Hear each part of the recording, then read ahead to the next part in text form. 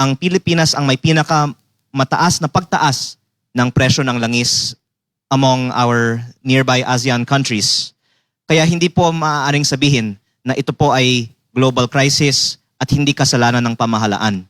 Kaya mas mataas pa ang binabayaran natin dahil tayo nga may pinakamataas na VAT sa Southeast Asia na hindi pa isinususpende ng pamahalaan.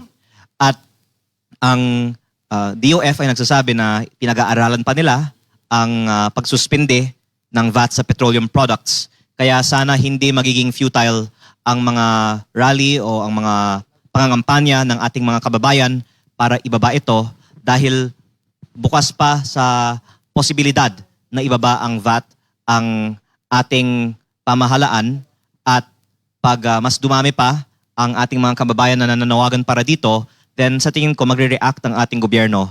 Dahil parang ganyan din yung pattern na nakikita natin. Kapag tahimik, walang aksyon.